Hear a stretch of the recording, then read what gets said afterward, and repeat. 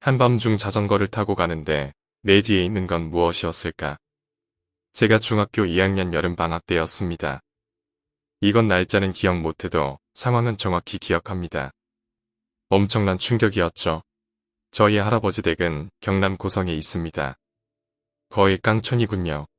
앞에 바닷가가 있어서 여름에 기석염 휴가로 자주 내려가곤 했죠. 읍내에서 저희 할아버지 댁까지 가는 길은 산을 깎아 만들 길을 대략 차로 20분 안쪽으로 달려야 도착을 합니다. 길은 포장도로로 좋은데 가로등이 한 개도 없습니다.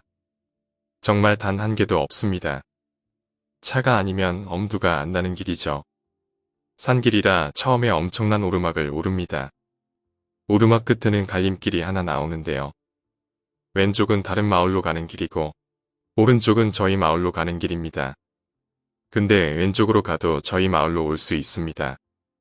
해안을 따라 도로가 있는데 다른 마을로 가서 해안도로를 타고 오면 저희 마을로 도착할 수 있죠.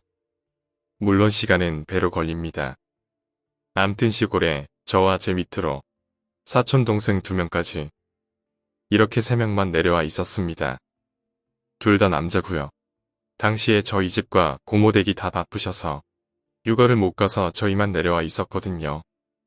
진짜 눈만 뜨면 바닷가에 나가서 놀다가 해가 질 쯤 되면 집으로 올라왔습니다. 일주일 동안 있기로 했었는데 5일이 지나고 6일째 되는 날이었습니다. 마지막 밤이었죠. 왠지 모르게 11시가 넘었는데 잠이 안 오더군요. 저녁에 치는 듯이 더운 탓도 있었지만 물에서 놀다 오면 항상 실신하듯 쓰러져 잤는데 말이죠. 셋이서 평상에 누워서 말똥말똥 하늘만 보다가 제가 그만하면 안 될 말을 했습니다. 우리 잠도 안 오고 배도 살살 고픈데 읍내 나가서 컵라면이랑 과자랑 좀 사올까? 자전거 있잖아. 앞에 라이트 있으니까 그거면 한 30분이면 갈 수 있을 거야. 그렇게 잊지 못할 약 1시간의 라이딩을 경험합니다. 자전거 2대 앞에는 저와 작은 놈이 타고 나머지 한 대에 큰 놈이 탔습니다. 제가 앞장서고 큰 놈이 뒤에서 따라오는 구도였죠. 출발은 했는데 그때 느꼈습니다. 위험하다 라고 말이죠. 산에 내리는 어둠은 진짜 칠흑같이 어둡더군요.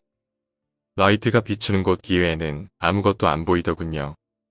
산을 깎아 만든 길이라서 길 밑으로는 절벽까지는 아니더라도 경사가 70도에 육박하는 비탈길이거든요.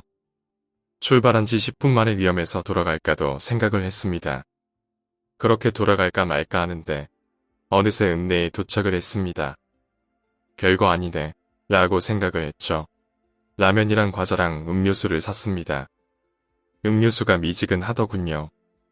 무거운 음료수는 제 뒤에 타고 있던 작은 놈이 가슴에 안고 타고 그나마 가벼운 과자랑 라면을 큰 놈이 챙겨서 산으로 들어서고 있었습니다. 너무 가파른 오르막이라 자전거를 끌고 오르막 끝에 올랐습니다. 갈림길이 나오더군요. 순간 생각했습니다. 왼쪽으로 가서 해안도로 걸까? 이렇게 생각했다가 시간을 보니 12시가 되어 가길래 그냥 오른쪽 길로 접어들었습니다. 거기서부터는 오르막은 거의 없이 약한 내리막이 계속 이어져서 편하게 올 수 있었죠. 근데 말입니다. 자전거를 타고 오는데 이상하게 등이 쎄하더군요. 음료수가 시원하니깐 등이 시원하겠구나 했습니다. 오는 길에도 진짜 집중하면서 왔습니다. 혹시 어두운 길에 동생들이 다칠까봐요. 드디어 마지막 능선에 도달했을 때 왜 능선은 보는 쪽에서 저쪽 능선 넘어 내리막 전까지는 훤히 보이지 않습니까? 마지막 그 능선만 넘으면 마을까지 가파른 내리막으로 쭉 이어져 있습니다. 마을에 거진 다 도착했다는 것이죠. 그 능선 끝에 빨간 벽돌로 지은 버스 정류장이 있습니다. 지금도 있는데요. 지금은 거의 허물어져 있습니다. 그때는 허물어지지는 않았지만 너무 허름해서 사용하는 버스 정류장인가 싶었죠. 그게 보이더군요. 전 뭐 별 신경을 안 썼는데 그 빨간 정류장 오른쪽으로 난 길이 저희 마을로 가는 내리막길 시작점이었고요. 정류장을 기준으로 왼쪽에 못 보던 길이 하나 있더군요. 이상하다. 저기에 갈림길이 있었나? 전 당연히 이상하다 생각했습니다. 처음에 갈림길 외에는 갈림길이 없거든요. 새로 생긴 길인가? 제가 차에 타면 심심하니깐 그냥 자는 버릇이 있어서 시골에 내려올 때는 항상 수면 상태였습니다. 물론 거기에 지낼 때도 항상 자고 있었죠. 그래서 길이 새로 생겼는데 제가 몰랐다고 생각을 했습니다. 아버지께 물어봐야겠네 라고 생각하고 말았죠. 그렇게 휘적휘적 자전거를 저어서 그 갈림길이 코앞에 왔습니다. 전 당연히 오른쪽으로 가려고 했죠. 근데 뒤에 있던 작은 놈이 형, 우리 왼쪽으로 가자 이러는 거 아니겠습니까?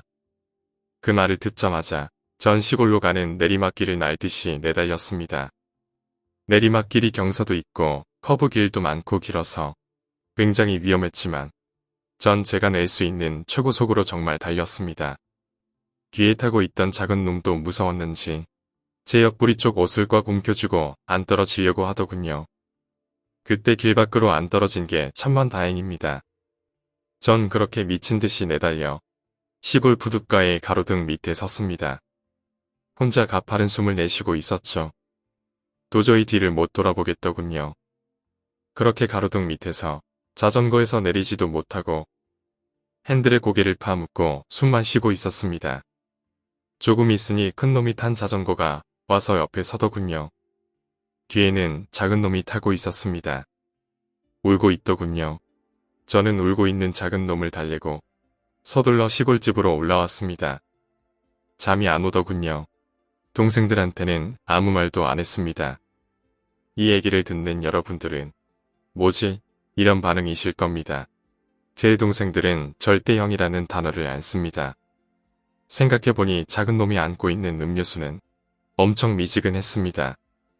귀신이 산초입부터 제 뒤에 타고 있었던 거죠. 산초입부터 등이 서늘했거든요.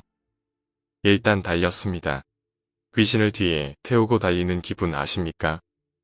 그리고 결정적으로 제가 오줌 지릴 뻔한 건요. 작은 놈은 이미 내리막 처음부터 떨어져 나갔습니다.